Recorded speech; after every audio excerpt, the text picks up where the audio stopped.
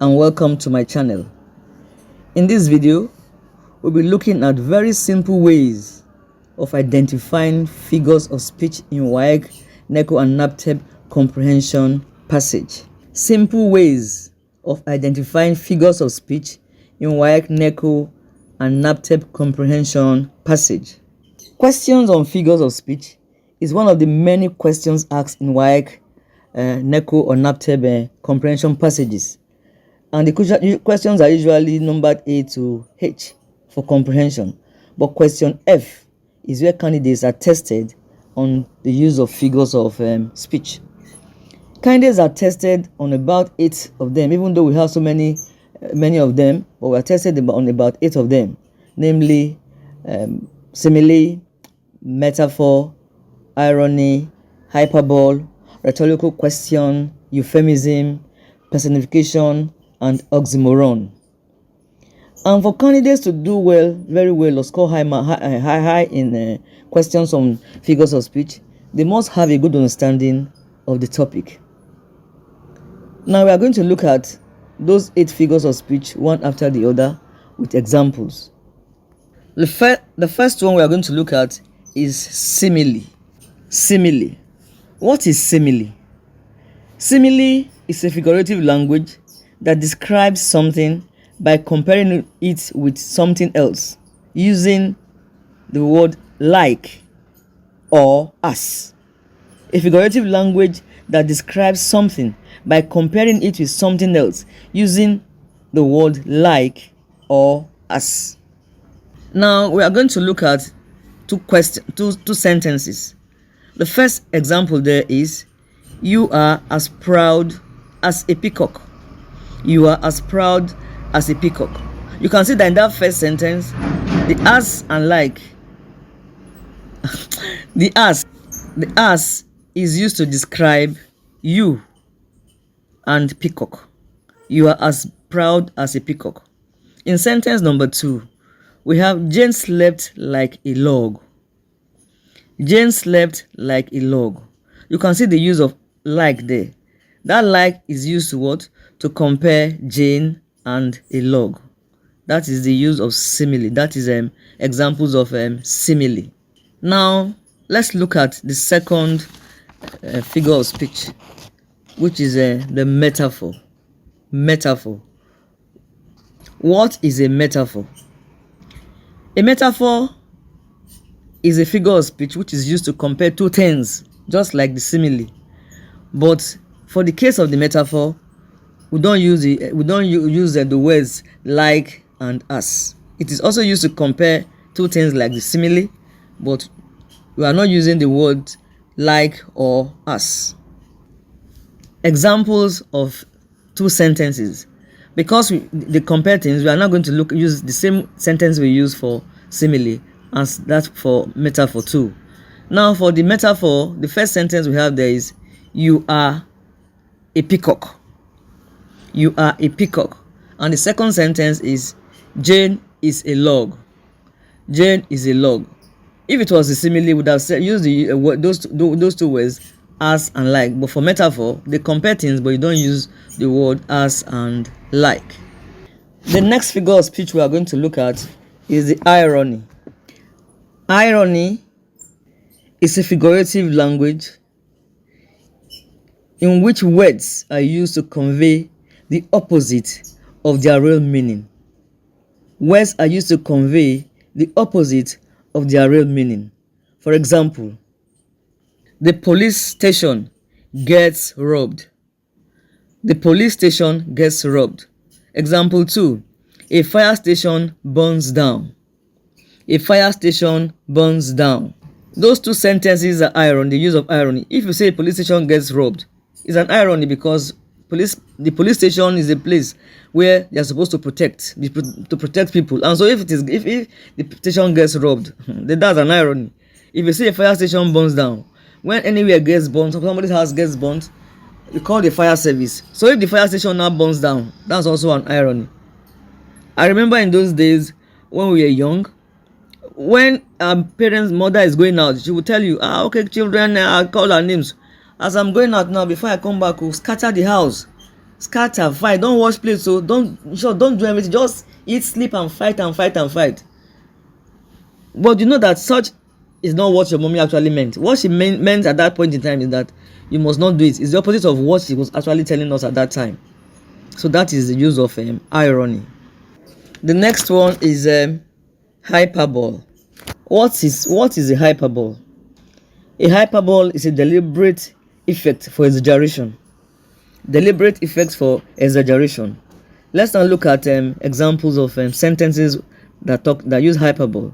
The first one is, the work is going to take 1 year to finish. This work is going to take 1 year to finish. Another example is, I will be there in 2 seconds. I will be there in 2 seconds. You notice that in those two sentences, there is a deliberate effect to exaggerate things. Because when you say the work is going to take 1 year to finish, that means in the usual thing is that the work will take a while. But you're just exaggerating by saying it will take 1 year to finish. And then for the second sentence, you say, I will be there in 2 seconds. You know, in 2 seconds, 2 seconds is quite a short time. But you just know that you're going to be there early. But you're just exaggerating by saying you'll be there in 2 seconds. So that is the use of hyperbole. The next figure of speech we are going to look at is rhetorical question. Rhetorical question. What is rhetorical question? Rhetorical question is a figure of speech that is used to make a point. It's a question, but used to make a point rather than to get an answer. When you ask rhetorical questions, you are not expecting the person to give you an answer. It's only to make a point. And because it's a rhetorical question, you must always put a question mark at the end of your question or the statement. You must also note that rhetorical question is made for the sake of emphasis. It's used for emphasis, to emphasize. For example, you ask a question, can birds fly? Can birds fly? The next one is, do you want to be late for school? Do you want to be late for school? You can see that when you ask rhetorical questions, you are not waiting for an answer. You know that there is no way you'll be able to give an answer to such questions. They are just asked for to make points rather than to get an answer. The next one is on euphemism. Euphemism. What is euphemism? For euphemism, it's a figurative language whereby in the sentence we are presenting an unpleasant idea in a pleasant way.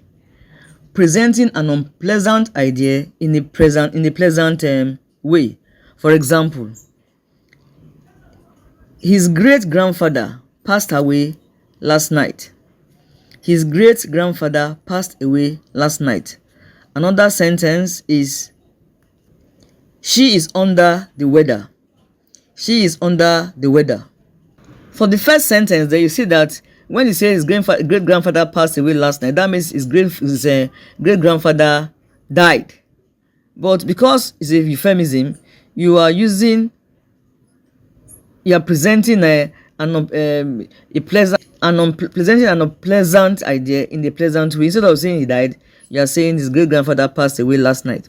And for the second sentence, you say she's under the weather. That person is actually not feeling okay, but you don't want to say that she's sick, just say she's under the weather. So that person is sick. You now say he's under the weather, using an unpleasant idea, presenting it in a pleasant way. The next one we are going to look at is personification. What is personification?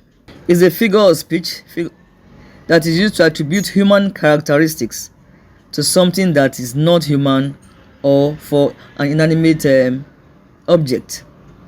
Something that is not human or for an inanimate object.